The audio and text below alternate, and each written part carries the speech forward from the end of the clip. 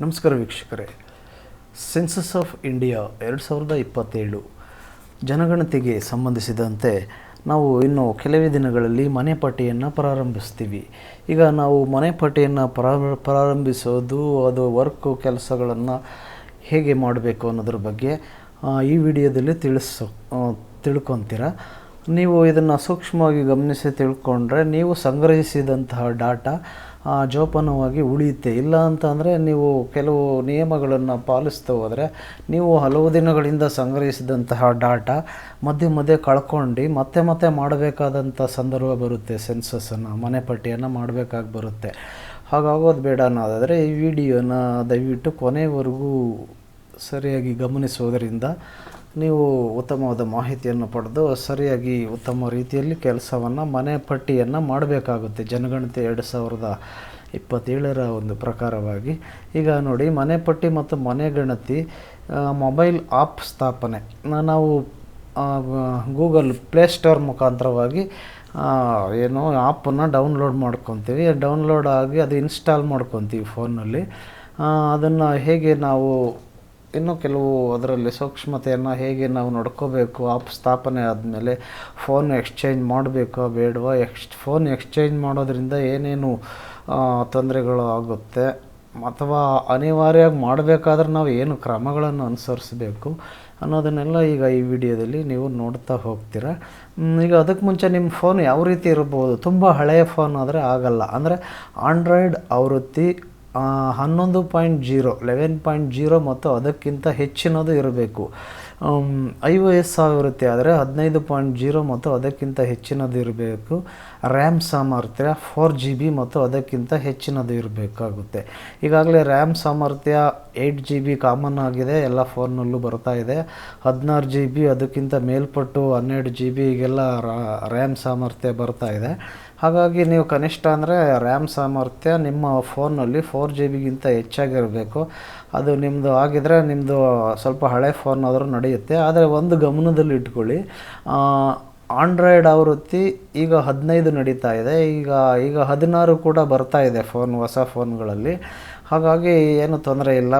ಇತ್ತೀಚಿನ ಫೋನ್ ಇದ್ದವರು ಸ್ವಲ್ಪ ಹಳೆ ಫೋನ್ ಆಗಿದ್ರೂ ನಡೆಯುತ್ತೆ. ಅಂದರೆ ಅದರದ್ದು ಆಂಡ್ರಾಯ್ಡ್ ಆವೃತ್ತಿ 11.0 ಇರಬೇಕು. ಮತ್ತು ಈಗಿನ ಫೋನ್ ತೊಗೊಂಡ್ರೆ ನೀವು 15-16 ಸಿಗುತ್ತೆ, ತುಂಬ ಚೆನ್ನಾಗಿ ವರ್ಕ್ ಆಗುತ್ತೆ, ನಡೆಯುತ್ತೆ. 11 ಮೇಲಿದ್ದರೆ ನಡೆಯುತ್ತೆ. ಓಕೆ, ಈಗ ಮುಂದೆ ನೋಡೋಣ ಬನ್ನಿ. ಮನೆ ಪಟ್ಟಿ ಬ್ಲ್ಯಾಕ್ ಹಂಚಿಕೆ ಸಮಯದಲ್ಲಿ ಸ್ವೀಕರಿಸಿದಂಥ ನಿಮ್ಮ ಬಳಕೆದಾರರ ID ಮತ್ತು ಪಾಸ್ವರ್ಡ್ ನಿಮ್ಮ ಬಳಿ ಇಟ್ಕೋಬೇಕು. ನಿಮಗೆ ಏನೋ ID ಕೊಡ್ತಾರೆ, ಅದು ಪಾಸ್ವರ್ಡು ಏನು ಅಂತ ಸಿಗುತ್ತೆ, ಅದನ್ನು ನೀವು ಜೋಪಾನವಾಗಿ ಬರೆದು ಇಟ್ಕೋಬೇಕಾಗುತ್ತೆ. ಈಗ ಆ್ಯಪಲ್ಲಿ ನಾವು ಹೇಗೆ ಒಂದು ಕಾರ್ಯಾಚರಣೆ ವರ್ಕನ್ನು ಮಾಡ್ಕೊಂಡು ಹೋಗಬೇಕು ಅನ್ನೋದ್ರನ್ನು ನೋಡೋಣ ಬನ್ನಿ. ಬಳಕೆದಾರರಾಗಿ ನೋಂದಾಯಿಸ್ಕೊಳ್ಳೋದು ಈಗ ಹೇಗೆ ಅಂತ ಅಂದರೆ, ಬಳಕೆದಾರರ ID ಮತ್ತು ಕ್ಯಾಪ್ಚಾವನ್ನು ನಮೂದಿಸ್ತೀರ. ನೋಂದಾಯಿಸೋದಕ್ಕೋಸ್ಕರ ಕ್ಲಿಕ್ ಮಾಡಿ OTP ನಮೂದಿಸ್ತೀರ. OTP ಪರಿಶೀಲಿಸಿ ಕ್ಲಿಕ್ ಮಾಡ್ಕೊಳ್ಳಿ. ಪಾಸ್ವರ್ಡ್ ನಮೂದಿಸಿ ಕ್ಲಿಕ್ ಮಾಡಿ ಸಲ್ಲಿಸಿ. ಪಾಸ್ವರ್ಡ್ ನಿಮಗೆ ಇಲಾಖೆಯಿಂದ ಕೊಟ್ಟಿರ್ತಾರೆ, ಅದನ್ನು ಹಾಕ್ತೀರ. ನಿಮ್ಮ ಫೋನ್ ನಂಬರ್ ಏನು ರಿಜಿಸ್ಟ್ರೇಷನ್ ಆಗುತ್ತೆ, ಅಂದರೆ ನಿಮ್ಮ KGD ಮುಖಾಂತರ ಏನು ಕಚೇರಿಯಲ್ಲಿ ರಿಜಿಸ್ಟ್ರೇಷನ್ ಆಗುತ್ತೆ, ಬಹುಶಃ ಅದೇ ಇರುತ್ತೆ. ಅಕಸ್ಮಾತ್ ಚೇಂಜ್ ಆದರೆ ನೀವು ಮತ್ತೆ ರಿಜಿಸ್ಟ್ರೇಷನ್ ಅಲ್ಲಿ ಕಚೇರಿಲಿ ಮಾಡಿಸಿ ಬರಬೇಕಾಗುತ್ತೆ. ಅದನ್ನು ತಿಳ್ಕೊಳ್ಳಿ. ಇಲ್ಲಿ ನೋಡಿ, ಇದು ಆ್ಯಪು ಯಾವ ರೀತಿ ಇದೆ ಅಂತಂದರೆ, ಇಲ್ಲಿ ಯೂಸರ್ ಐಡಿನ ನೀವು ಇಲ್ಲಿ ಎಂಟರ್ ಮಾಡ್ತೀರ. ಆಮೇಲೆ ಏನಾಗುತ್ತೆ ಅಂತ ಅಂದರೆ, ನಿಮಗೆ ಯೂಸರ್ ಐಡಿನ ಇಲ್ಲಿ ಎಂಟರ್ ಮಾಡ್ತೀರ. ಆಮೇಲೆ ಬ್ಯಾಕ್ಗ್ರೌಂಡ್ ಕಲರನ್ನು ನೀವು ಚೇಂಜ್ ಮಾಡ್ಬೋದು. ನಿಮ್ಮ ಫೋನ್ ನಿಮ್ಗೆ ಯಾವ ಕಲರ್ ಬೇಕೋ ಅವ್ರು ಯಾವ್ದು ಕೊಟ್ಟಿರ್ತಾರೆ ಅದನ್ನು ಹಾಕೋಬೋದು. ಅಥವಾ ಡಿಫಾಲ್ಟ್ ಅಂತ ಇದ್ದರೆ ಅದು ಯಾವುದೋ ಒಂದು ಇರುತ್ತೆ, ಕಾಮನ್ ಆಗಿ ಅದೇ ಇರುತ್ತೆ. ಆಮೇಲೆ ಕ್ಯಾಪ್ಚಾ ಕೋಡಲ್ಲಿ ಕಾಣಿಸ್ಕೊಳ್ಳುತ್ತೆ. ಈ ರೀತಿಯಾಗಿ ಯಾವುದೋ ಒಂದು ಚೇಂಜ್ ಆಗಿ ಬರ್ತಾ ಇರುತ್ತೆ, ಅದನ್ನು ಎಂಟ್ರಿ ಮಾಡಿ ಇಲ್ಲಿ ನೋಡ್ಕೊಂಡು ಇಲ್ಲಿ ಎಂಟ್ರಿ ಮಾಡ್ತೀರ ಕ್ಯಾಪ್ಚಾನ. ಆನಂತರ ರಿಜಿಸ್ಟರ್ ಅನ್ನೋ ಬಟನ್ ಮೇಲೆ ನೀವು ಒತ್ತಿ ಕ್ಲಿಕ್ ಮಾಡ್ತೀರ. ಆಮೇಲೆ ಫೋನ್ ಪಿನ್ ನಮೂದಿಸ್ತೀರ. ನೋಂದಣಿ ಮಾಡುವಾಗ ಬಳಕೆದಾರರು ಫೋನ್ ಪಿನ್ನನ್ನು ನಮೂದಿಸಬೇಕಾಗುತ್ತೆ. ಪಿನ್ ನಮೂದಿಸಿದ ನಂತರ ಪ್ರತಿ ಬಾರಿ ಆ್ಯಪ್ಗೆ ಹಿಂತಿರುಗಿದಾಗ ಪಿನ್ ಕೇಳಲಾಗುತ್ತದೆ, ಅದನ್ನು ನಮೂದಿಸ್ತೀರ. ಈಗ ಪಿನ್ನನ್ನು ನೀವು ಹೊಂದಿಸ್ಕೋಬೇಕಾಗುತ್ತೆ. ನಿಮ್ಮ ಇಚ್ಛಿತವಾದಂಥ ಪಿನ್ನನ್ನು ಹೊಂದಿಸ್ಕೊತೀರ. ಮುಂದೆ ಲಾಗಿನ್ಗಳಲ್ಲಿ ಅದನ್ನು ಬಳಸ್ಕೊತೀರ. ಆನಂತರ ಮುಂದಿನ ಹಂತ, ಅದನ್ನು ಕ್ಲಿಕ್ ಮಾಡಿ ನೋಡಿದಾಗ ಏನು ಪಾಸ್ವರ್ಡನ್ನು ಚೇಂಜ್ ಮಾಡ್ಕೊಳ್ಳೋದು ಸಹ ಅದು ಇರುತ್ತೆ. ಈ ರೀತಿಯಾಗಿದೆ ನೋಡಿ. ಗಣತಿ ಐ ಡಿಗಳು ಡೌನ್ಲೋಡು ಇಲ್ಲಿ ಆಗಿರುತ್ತೆ. ಇದು ಏನು 0 ಅಂತ ತೋರಿಸ್ತಾ ಇದೆ. ಪಾಸ್ವರ್ಡನ್ನು ಚೇಂಜ್ ಮಾಡೋದಾದರೆ ಇಲ್ಲಿ ಇರುತ್ತೆ. ಮನೆಪಟ್ಟಿ ಬ್ಲಾಕ್ ಮ್ಯಾಪ್, ಅದು ಮ್ಯಾಪ್ಗಳು, ಅದು ನಿಮಗೆ ಸಂಬಂಧಪಟ್ಟಂತಹ ಮನೆಪಟ್ಟಿಗೆ ಸಂಬಂಧಪಟ್ಟ ಮ್ಯಾಪ್ಗಳಿರುತ್ತೆ. ಮತ್ತು ಹೆಚ್ಚಿನ ಹೆಲ್ಪ್ ಬೇಕಾದರೆ ಇಲ್ಲಿ ಕ್ಲಿಕ್ ಮಾಡಿ ನೋಡಿ. ಲಾಗೌಟು ಇದಾಗಿರುತ್ತೆ. ಇದು ವರ್ಸನ್ 12 ಇಲ್ಲಿ ಇಂಟ್ರಡ್ಯೂಸ್ ಆಗಿದೆ. ಆಮೇಲೆ ನೋಡೋಣ. ಈಗ ಮನೆಪಟ್ಟಿ ಕಾರ್ಯಾಚರಣೆ ಆ್ಯಪ್ನಲ್ಲಿ ನೀವು ನೋಡ್ತಾ ಇದ್ದೀರಾ. ಪಾಸ್ವರ್ಡನ್ನು ಏನಾದರೂ ಮರೆತಿದ್ರೆ ಏನು ಮಾಡಬೇಕು ಅಂತ ಅಂದಾಗ ಅಲ್ಲಿ ಪಾಸ್ವರ್ಡ್ ಕ್ಲಿಕ್ ಮಾಡಿ ಸಲ್ಲಿಸ್ತೀರ. ಪಾಸ್ವರ್ಡ್ ಮರೆತಿದ್ದೀರಾ ಅನ್ನೋದನ್ನು ಕ್ಲಿಕ್ ಮಾಡಿ ನೀವು ಹೊಸ ಪಾಸ್ವರ್ಡನ್ನು ಕ್ರಿಯೇಟ್ ಮಾಡ್ಕೊತೀರ. ಆನಂತರ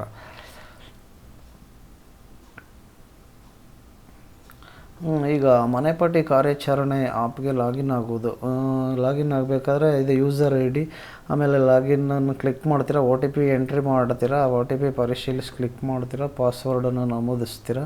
ಆಮೇಲೆ ಸಲ್ಲಿಸು ಅನ್ನೋದ್ರ ಮೇಲೆ ಕ್ಲಿಕ್ ಮಾಡ್ತೀರಾ. ಆಮೇಲೆ ಪಿನ್ನನ್ನು ನಮೂದನೆ ಮಾಡ್ತೀರಾ.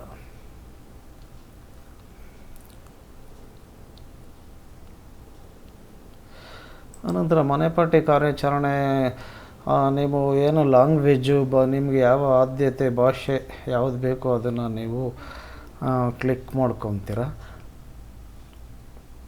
ಕನ್ನಡವನ್ನು ಕ್ಲಿಕ್ ಮಾಡಿ, ಇಲ್ಲಿ ಕನ್ನಡ ಇದೆ ನೋಡಿ. ಆನಂತರ ಮುಂದಿನ ಪೇಜ್ನಲ್ಲಿ ಮಾಹಿತಿ ಏನಿದೆ ಅನ್ನೋದ್ರ ಬಗ್ಗೆ ನೋಡೋಣ. ಮನೆಪಟ್ಟಿ ಕಾರ್ಯಾಚರಣೆ ಆ್ಯಪ್ಗೆ ಈಗಾಗಲೇ ಲಾಗಿನ್ ಆಗೋದನ್ನು ತಿಳ್ಕೊಂಡಿದ್ದೀರ. ಕಲರನ್ನು ಹೊಂದಿಸೋದನ್ನು ಸಹ ತಿಳ್ಕೊಂಡಿದ್ದೀರಿ. ಹಳದಿ ಇದೆ, ಗುಲಾಬಿ ಇದೆ, ಹಸಿರು ಇದೆ. ಅದನ್ನು ಸೆಟ್ ಮಾಡ್ಕೊತೀರ. ಅನಂತರ ನ್ಯಾವಿಗೇಷನ್ ಡ್ರಾಯರ್ ಮೆನು ಆಯ್ಕೆಗಳು. ಇಲ್ಲಿ ಏನಿದೆ ಅಂತ ಅಂದರೆ ಪ್ರೊಫೈಲ್ ಬಗ್ಗೆ ಪಾಸ್ವರ್ಡು ಬದಲಾಯಿಸ್ಕೊಂಡು ಪದೇ ಕೇಳಲಾಗೋ ಪ್ರಶ್ನೆಗಳು, ಏನಾದರೂ ಸಮಸ್ಯೆ ಇದ್ದರೆ ಅದನ್ನಲ್ಲಿ ಮಾಹಿತಿ ತಿಳ್ಕೊತೀರ. ಸೆಟ್ಟಿಂಗ್ಸ್ಗಳು ಮತ್ತು ಹೆಲ್ಪು, ಲಾಗೌಟು ಇದೆಲ್ಲ ಇಲ್ಲಿದೆ ನೋಡಿ ಆಪ್ಷನ್ಸ್ಗಳು. ಆನಂತರ ನೆಕ್ಸ್ಟ್ ಮುಂದಿನ ಹಂತದಲ್ಲಿ ಸ್ಥಳ ವಿವರಗಳು ಮತ್ತು ಕಟ್ಟಡಗಳ ಸಂಖ್ಯೆ, ಜನಗಣತಿ ಮನೆಗಳು ಮತ್ತು ನಿರೀಕ್ಷಿತ ಕುಟುಂಬಗಳ ಕುರಿತು ಮಾಹಿತಿಯನ್ನು ನಮೂದಿಸೋದು ಬರುತ್ತೆ. ಇಲ್ಲಿ ರಾಜ್ಯ, ಜಿಲ್ಲೆ, ತಾಲೂಕು, ಪಟ್ಟಣ, ವಾರ್ಡ್ ಸಂಖ್ಯೆ, ಮನೆಪಟ್ಟಿ ಬ್ಲಾಕ್ ಸಂಖ್ಯೆ ಮತ್ತು ಲೇಔಟು ಮ್ಯಾಪ್ಗನುಸಾರವಾಗಿ ಇದೆಲ್ಲ ಇದೆ. ಈಗ ನಿರೀಕ್ಷಿತ ಕಟ್ಟಡಗಳ ಸಂಖ್ಯೆ 1, ಜನಗಣತಿ ಮನೆಗಳ ಸಂಖ್ಯೆ 1 ಅಂತ ಇಲ್ಲಿ ಎಂಟ್ರ್ ಆಗಿದೆ. ಈಗ ಮನೆಪಟ್ಟಿ ಕಾರ್ಯಾಚರಣೆ ಅನ್ನೋದು ಇಲ್ಲಿ ನಾವು ಆ್ಯಪ್ನಲ್ಲಿ ನೋಡ್ತಾ ಇದ್ದೀವಿ.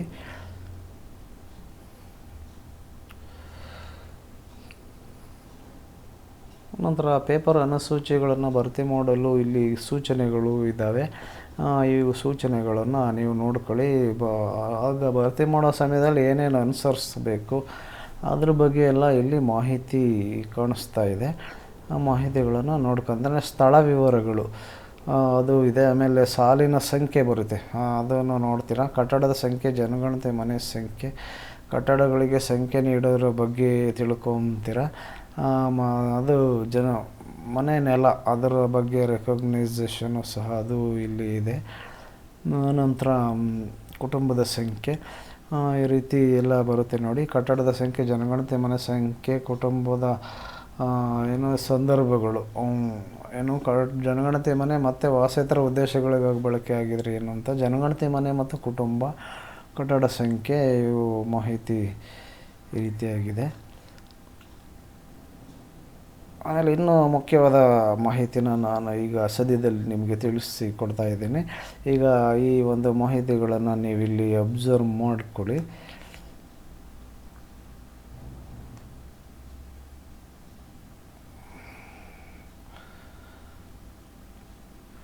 ಇಲ್ಲಿ ನೀವು ಅಲ್ಲಿ ಭರ್ತಿ ಮಾಡೋದಕ್ಕೆ ಮುಂಚೆ ಆಪ್ಷನ್ಗಳು, ಆಯ್ಕೆಗಳನ್ನು ಏನೇನು ಆಯ್ಕೆ ಮಾಡಬೇಕು ಅನ್ನೋದ್ರ ಬಗ್ಗೆ ಇಲ್ಲಿ ಈಗ ನೀವು ನೋಡ್ತಾ ಇದ್ದೀರಾ. ಸಿಲಿಂಡ್ರು, ವಿದ್ಯುತ್ ಶಕ್ತಿ ಬಗ್ಗೆ ಆಗಲಿ ಅಥವಾ ಅವರು ಟೆಲಿವಿಷನ್, ರೇಡಿಯೋ, ಇಂಟರ್ನೆಟ್ ಸಂಪರ್ಕ ಇದೆ ಇಲ್ಲ, ಇವೆಲ್ಲ ಅದು ಈಸಿಯಾಗಿ ನೀವು ತುಂಬಿಕೊಂಡು ಹೋಗ್ತೀರ. ಆನಂತರ ಮುಖ್ಯವಾದ ಮಾಹಿತಿಗೆ ಈಗ ನಾವು ಹೋಗೋಣ. ಇದನ್ನು ದಯವಿಟ್ಟು ಮರೆಯದೆ. ಈಗ ನೀವು ಜನಗಣತಿ 2026-27 ಸಂಬಂಧಪಟ್ಟಂತೆ ಮನೆಪಟ್ಟಿಯನ್ನು ಮಾಡಬೇಕಾದ್ರೆ ನೀವು ಮೊಬೈಲ್ನಲ್ಲಿ ಆ್ಯಪನ್ನು ಯೂಸ್ ಮಾಡಬೇಕಾದ್ರೆ ಎಚ್ಚರಿಕೆಯಿಂದ ಯಾವ ರೀತಿಯಾಗಿ ಏನನ್ನು ಮಾಡಬೇಕು, ಏನನ್ನು ಮಾಡಬಾರ್ದು ಅನ್ನೋದು ಭಾಳ ಮುಖ್ಯವಾದ ವಿಷಯವನ್ನು ನೀವಿಲ್ಲಿ ಈಗ ತಿಳ್ಕೊಳ್ತಾ ಇದ್ದೀರಾ. ಈಗ ಮೊಬೈಲ್ ಆ್ಯಪನ್ನು ಗೂಗಲ್ ಪ್ಲೇಸ್ಟೋರಲ್ಲಿ, ಆ್ಯಪ್ ಸ್ಟೋರ್ನಿಂದ ಮಾತ್ರ ಡೌನ್ಲೋಡ್ ಮಾಡ್ಕೋಬೇಕಾಗುತ್ತೆ. ಬೇರೆ ಯಾವುದೇ ಒಂದು ಸೋರ್ಸಿಂದ ನೀವು ಡೌನ್ಲೋಡ್ ಮಾಡ್ಕೋಬಾರ್ದು. ಅಂದರೆ ಪ್ಲೇಸ್ಟೋರ್ನಿಂದ ಮಾತ್ರ ಆ್ಯಪನ್ನು ಡೌನ್ಲೋಡ್ ಮಾಡ್ಕೊಳ್ಳಿ. ಈ ಆ್ಯಪನ್ನು ಬಳಸಲು ಏನೋ ಮಾಡಬೇಕಂದ್ರೆ ಪ್ರತಿರೂಪ ಸಮಾನಾಂತರವಾದ ಡ್ಯುಯಲ್ ಆ್ಯಪ್ಗಳು APK ಫೈಲ್ಗಳಂತಹ ಯಾವುದೇ ಆ್ಯಪ್ಗಳನ್ನು ಬಳಸಬೇಡಿ. ಇದು ಕಾನೂನು ಬಾಹಿರ ಮತ್ತು ಅಸುರಕ್ಷಿತವಾಗಿದೆ. ಮಾಹಿತಿಗಳು ಈ ತಂತ್ರದೊಂದಿಗೆ ಸಿಂಕ್ ಮಾಡಲಾಗುವುದಿಲ್ಲ ಮತ್ತು ಮಾಹಿತಿ ನಷ್ಟದಿಂದಾಗಿ ನೀವು ಕೆಲಸವನ್ನು ಪುನಃ ಮಾಡಬೇಕಾಗಬಹುದು. ಈಗ ಇದರ ರಿಲೆವೆಂಟ್ ಆಗಿ ಬೇರೆ ಥರ ಆ್ಯಪ್ಗಳು ಕಾಣಿಸ್ಬೋದು, ಅಥವಾ ಇದು ಏನು APK ಆ್ಯಪ್ ಅಂತ ಅನ್ನೋನ್ ಸೋರ್ಸಿಂದ ನಿಮಗೆ ಗ್ರೂಪ್ನಲ್ಲಿ ಅದನ್ನೆಲ್ಲ ಕಾಣಿಸ್ದಾಗ ಅದನ್ನು ತಗೊಳ್ಳೋಕೆ ಹೋಗಬೇಡಿ. ಅದರಿಂದ ತುಂಬ ಹಾರ್ಮ್ನೆಸ್ ಇರುತ್ತೆ ಮತ್ತು ಮಾಹಿತಿನೂ ಸಹ ಅದರಿಂದ ನಿಮಗೆ ಸೇವ್ ಆಗೋಲ್ಲ. ಹಾಗಾಗಿ ಪ್ಲೇಸ್ಟೋರಿಂದ ಮಾತ್ರ ನೀವು ತಗೋಬೇಕಾಗುತ್ತೆ. ಅದನ್ನು ನೀವು ನೆನಪಿನಲ್ಲಿ ಇಟ್ಕೋಬೇಕು. ನಂತರ ಎರಡನೇದಾಗಿ ಕಾಲಕಾಲಕ್ಕೆ ಗೂಗಲ್ ಪ್ಲೇಸ್ಟೋರ್ ಆ್ಯಪ್ ಸ್ಟೋರ್ನಿಂದ ಆ್ಯಪ್ ಅಪ್ಡೇಟ್ಗಾಗಿ ಪರಿಶೀಲಿಸಿ ಮತ್ತು ಆ್ಯಪ್ ಅಪ್ಡೇಟ್ ಆಗದೆ ಖಚಿತಪಡಿಸ್ಕೊಳ್ಳಿ.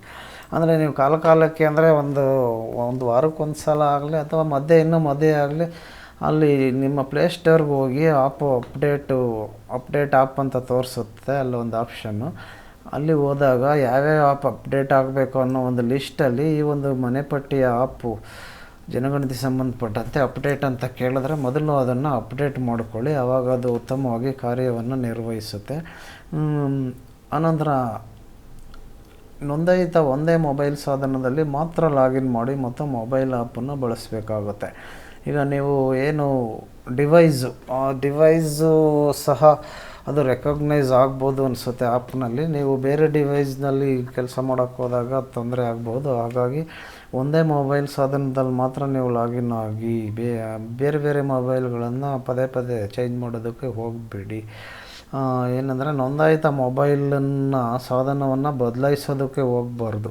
ಅದು ಕಳೆದೋದಾಗ ಅಥವಾ ಕೆಟ್ಟೋದಾಗ ಅಂಥ ಒಂದು ಸಂದರ್ಭ ಬಂದಾಗ ಮಾತ್ರ ನಿಮಗೆ ಯಾರು ಚಾರ್ಜ್ ಅಧಿಕಾರಿ ಇರ್ತಾರೆ ಅವರ ಅನುಮತಿ ಪರ್ಮಿಷನ್ ತೊಗೊಂಡು ನೀವು ಫೋನನ್ನು ಬದಲಾವಣೆ ಮಾಡಬೇಕು. ನಿಮ್ಮಷ್ಟಕ್ಕೆ ನೀವೇ ಬದಲಾವಣೆ ಮಾಡೋ ಹಾಗಿಲ್ಲ. ಇದಾದ ನಂತರ ನಾಲ್ಕನೇದಾಗಿ ಒಬ್ಬ ಬಳಕೆದಾರರ ID ಲಾಗಿನ್ಗಾಗಿ ಮಾತ್ರ ಸಾಧನವನ್ನು ನೋಂದಾಯಿಸಿ.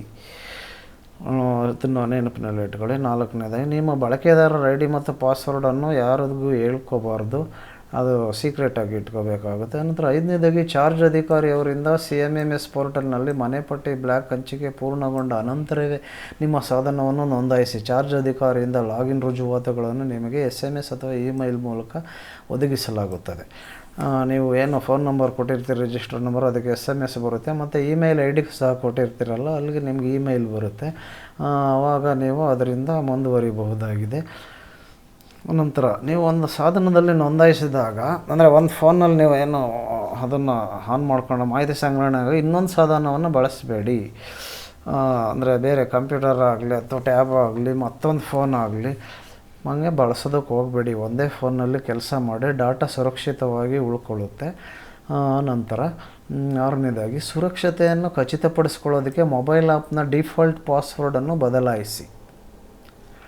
ಮೊಬೈಲ್ ಆ್ಯಪ್ನ ಏನು ಪಾಸ್ವರ್ಡ್ ಇರುತ್ತೆ ಅದನ್ನು ಬೇಕಾದ್ರೆ ಚೇಂಜ್ ಮಾಡ್ಕೋಬಹುದಾಗಿದೆ, ಅದರಿಂದ ಏನೂ ತೊಂದರೆ ಇಲ್ಲ. ಆಮೇಲೆ ಇಡೀ ಜನಗಣತಿ ಸಮಯದಲ್ಲಿ ನಿಮ್ಮ ಮೊಬೈಲನ್ನು ಯಾವುದೇ ಅನಧಿಕೃತ ವ್ಯಕ್ತಿ ಅಥವಾ ಮಕ್ಕಳಿಗೆ ಹಸ್ತಾಂತರಿಸಬೇಡಿ. ಜನಗಣತಿ ಮುಗಿಯೋವರೆಗೂ ಸಹ ನಿಮ್ಮ ಮೊಬೈಲನ್ನು ನೀವು ಸೇಫಾಗಿ ಇಟ್ಕೋಬೇಕಾಗುತ್ತೆ. ಅನಂತರ ಏಳನೇದಾಗಿ ನಿಮ್ಮ ನೇಮಕಾತಿ ಆದೇಶದ ಪ್ರಕಾರ ಮೊಬೈಲ್ ಆ್ಯಪ್ನಲ್ಲಿ ಸ್ಥಳ ವಿವರಗಳನ್ನು ಪ್ರದರ್ಶಿಸಲಾಗಿದೆಯೇ ಎಂದು ಖಚಿತಪಡಿಸಿಕೊಳ್ಳಿ ಮತ್ತು ಅನಂತರವೇ ವಹಿಸಲಾದ ಮನೆಪಟ್ಟಿ ಬ್ಲಾಕ್ ಕ್ಷೇತ್ರ ಕಾರ್ಯವನ್ನು ಮುಂದುವರಿಸಬೇಕಾಗುತ್ತೆ. ಇದು ನೆನಪಿನಲ್ಲಿ ಇಟ್ಕೊಳ್ಳಿ. ಏನಂದರೆ 2027ರ ಜನಗಣತಿಗಾಗಿ ಅಧಿಕೃತ ಸಾಮರ್ಥ್ಯದಲ್ಲಿ ಸರಿಯಾದ ಅಧಿಕಾರ ಪಡೆದವರನ್ನು ಹೊರತುಪಡಿಸಿ ಯಾವುದೇ ಅನಧಿಕೃತ ವ್ಯಕ್ತಿಗಳಿಂದ ವೈಯಕ್ತಿಕ ಪ್ರಕ್ರಿಯೆಗಳನ್ನು ಹಂಚ್ಕೊಳ್ಬಾರ್ದು ಅಥವಾ ಜನಗಣತಿ ದಾಖಲೆಗಳನ್ನು ಪರಿಶೀಲಿಸೋದಕ್ಕೆ ಅನುಮತಿ ತೋರಿಸೋದಕ್ಕೆಲ್ಲ ಹೋಗಬೇಡಿ. ನೀವು ಅದನ್ನು ನಿಮ್ಮ ಹತ್ರ ಮಾತ್ರ ಇಟ್ಕೋಬೇಕು. ಅನಧಿಕೃತ ವ್ಯಕ್ತಿಗಳಿಗೆ ಅದನ್ನು ತೋರಿಸೋದಕ್ಕೆ ಹೋಗಬಾರ್ದು. ನಂತರ ಪ್ರತಿ 5-6 ಮನೆಗಳ ಕುಟುಂಬಗಳನ್ನು ಗಣತಿ ಮಾಡಿದ ಮೇಲೆ ನಮೂದಿಸಿದ ಮಾಹಿತಿಯನ್ನು ಕೇಂದ್ರ ಸರ್ವರ್ನಲ್ಲಿ ಅಪ್ಲೋಡ್ ಮಾಡಿ ಸಿಂಕ್ ಮಾಡಿ. ಇದರಿಂದ ಡೇಟಾ ನಷ್ಟವನ್ನು ತಡೆಗಟ್ಟಬಹುದು. ಈಗ ಒಂದು 5-6 ಮನೆ ಮಾಡಿದ್ದೀರ ಅಂದ್ಕೊಳ್ಳಿ, ಅವತ್ತು ಒಂದು ದಿನ ಅದು ಮನೆಗಳು ಮುಗಿದ ತಕ್ಷಣ ನೀವು ಏನು ಮಾಡಬೇಕು, ಸರ್ವರ್ನಲ್ಲಿ ಅಪ್ಲೋಡ್ ಮಾಡ್ತೀರ. ಸಂಬಂಧಿಸಿದ ಮಾಹಿತಿಯನ್ನು ಕೇಂದ್ರ ಸರ್ವರ್ನಲ್ಲಿ ಅಪ್ಲೋಡ್ ಮಾಡುತ್ತೀರ. ಆಮೇಲೆ ಸಿಂಕ್ ಅಂತ ಇರುತ್ತೆ, ಅಲ್ಲಿ ಸಿಂಕ್ ಮಾಡ್ತೀರ. ಇದರಿಂದ ಡೇಟಾ ನಷ್ಟ ಆಗೋಲ್ಲ. ನೀವು ಮನೆ ಏನು ಮಾಡಿರ್ತೀರ ಅದು ಡಾಟಾ ಅದು ನಂಬರ್ಸ್ಗಳು ಮಾಹಿತಿಗಳು ವೇಸ್ಟ್ ಆಗೋದಿಲ್ಲ, ಮಿಸ್ಸಾಗಿ ಯೂಸ್ ಆಗೋಲ್ಲ. ಏನೋ ಸಿಂಕ್ ಮಾಡಿದ್ರೆ ಆಯಿತು, ಅದು ಉಳ್ಕೊಳ್ಳುತ್ತೆ. ಅದು ಆ ಬಗ್ಗೆ ಈಗ ನೀವು ತಿಳ್ಕೊಂಡಿದ್ದೀರ. ಆನಂತರ ಮನೆ ಪಟ್ಟಿ ಬ್ಲಾಕ್ ಆಪ್ತರೆಯಲ್ಲೂ ರಚಿಸಾದ ಪಿನ್ನನ್ನು ಈಗ ಯಾರೊಂದಿಗೂ ಹಂಚ್ಕೋಬಾರ್ದು ಅಂತ ಈಗಾಗಲೇ ಹೇಳಿದ್ದೀವಿ. ಆಮೇಲೆ ಇನ್ನೂ ಕೆಲವು ಮುಖ್ಯವಾದ ಅಂಶಗಳು ಇಲ್ಲಿ ಇದ್ದಾವೆ. ಸಿಂಕ್ ಐಕಾನ್ ಬಟನ್ನನ್ನು ಕ್ಲಿಕ್ ಮಾಡಿದ ನಂತರ ಮನೆ ಪಟ್ಟಿ ಬ್ಲಾಕ್ ಪೂರ್ಣಗೊಂಡಿದೆ ಅಂತ ದೃಢೀಕರಿಸೋದಕ್ಕೆ ಚೆಕ್ ಬಾಕ್ಸನ್ನು ಟಿಕ್ ಮಾಡಲು ಮರೆಯದಿರಿ. ಅದೇ ಸಿಂಕ್ ಅನ್ನೋದನ್ನು ಕ್ಲಿಕ್ ಮಾಡ್ತೀರಿ ನೀವು, ಆಗ ಮನೆ ಪಟ್ಟಿ ಬ್ಲಾಕ್ ಇನ್ನು ಪೂರ್ಣಗೊಂಡಿದೆ ಅನ್ನೋ ದೃಢೀಕರಿಸಲು ಚೆಕ್ ಬಾಕ್ಸನ್ನು ಟಿಕ್ ಮಾಡ್ತೀರ. ನಂತರ ನಿಮ್ಮ ಸಹಿಯನ್ನು ಖಾಲಿ ಜಾಗದಲ್ಲಿ ಹಾಕಿ ಮತ್ತು ಅಂತಿಮವಾಗಿ ಉಳಿಸಿ ಕ್ಲಿಕ್ ಮಾಡ್ತಾ ಇರ್ತೀರ. ಹಾಗೆ ನೀವು ಸಿಂಕ್ ಮಾಡ್ತಾ ಇರಬೇಕಾಗುತ್ತೆ. ಕ್ಷೇತ್ರ ಕಾರ್ಯದ ಸಮಯದಲ್ಲಿ ನಿಮ್ಮ ಮೊಬೈಲ್ ಸಾಧನವನ್ನು ಯಾವುದೇ ಅನಧಿಕೃತ ವ್ಯಕ್ತಿ ಮತ್ತು ಮಕ್ಕಳಿಂದ ದೂರ ಇಡಬೇಕಾಗುತ್ತೆ.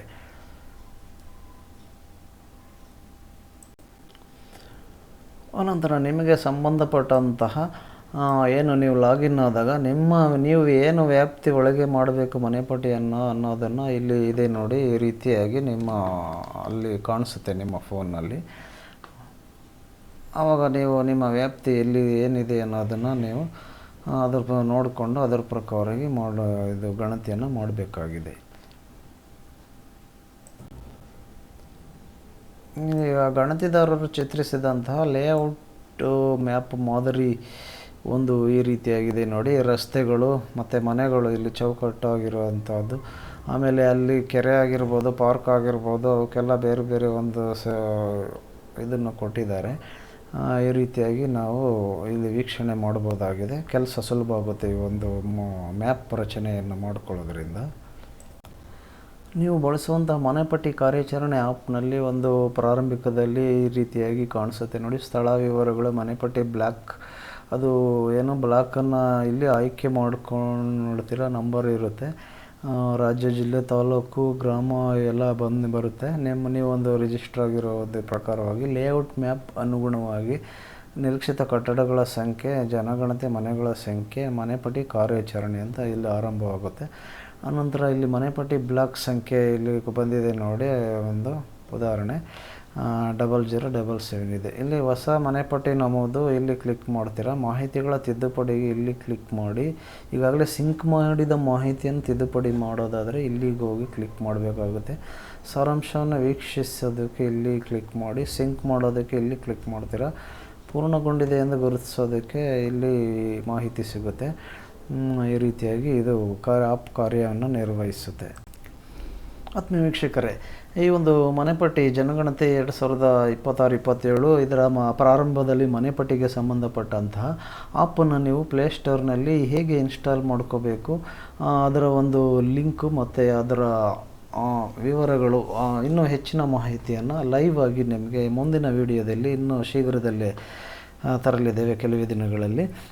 ನೀವು ಈ ಚಾನಲ್ಗೆ ಸಬ್ಸ್ಕ್ರೈಬ್ ಆಗಿಲ್ಲ ಅಂತಂದರೆ ಸಬ್ಸ್ಕ್ರೈಬ್ ಆಗಿ. ಅದರಿಂದ ನಿಮಗೆ ನಿಮ್ಮ ಫೋನ್ನಲ್ಲಿ ನಮ್ಮ ವಿಡಿಯೋ ಮಾಹಿತಿಗಳು ಕಾಣಿಸ್ಕೊಳ್ತವೆ, ನೀವು ವೀಕ್ಷಿಸಬಹುದಾಗಿದೆ. ಹಾಗಾಗಿ ಮರೆಯದೆ ಸಬ್ಸ್ಕ್ರೈಬ್ ಆಗಿ, ಹಾಗೂ ಈ ಮಾಹಿತಿಯನ್ನು ನಿಮ್ಮ ಸ್ನೇಹಿತರಿಗೆ ಹೆಚ್ಚು ಶೇರ್ ಮಾಡ್ತಾಯಿರಿ. ಹಾಗೂ ಮರೆಯದೆ ಇವಾಗಲೇ ಲೈಕನ್ನು ಮಾಡಿ. ಧನ್ಯವಾದಗಳು. ಮತ್ತು ಮುಂದಿನ ವಿಡಿಯೋದಲ್ಲಿ ನೀವು ನೋಡ್ತೀರಾ, ಇದನ್ನು ಲೈವ್ ಆಗಿ ನೀವು ಆ್ಯಪ್ ಇನ್ಸ್ಟಾಲ್ ಮಾಡ್ಕೊಂಡು ಅದರಲ್ಲಿ ಕಾರ್ಯಾಚರಣೆ ವರ್ಕನ್ನು ಏನು ಮಾಡಬೇಕು ಮತ್ತು ಏನು ಸಮಸ್ಯೆಗಳು ಬಂದಾಗ ಹೇಗೆ ಸಾಲ್ವ್ ಮಾಡಬೇಕು ಅನ್ನೋ ಹೆಚ್ಚಿನ ಮಾಹಿತಿಯನ್ನು ತರಲಿದ್ದೇವೆ. ಧನ್ಯವಾದಗಳು. ಮತ್ತೆ ಸಿಗೋಣ ಮುಂದಿನ ವಿಡಿಯೋದಲ್ಲಿ. Thanks for watching.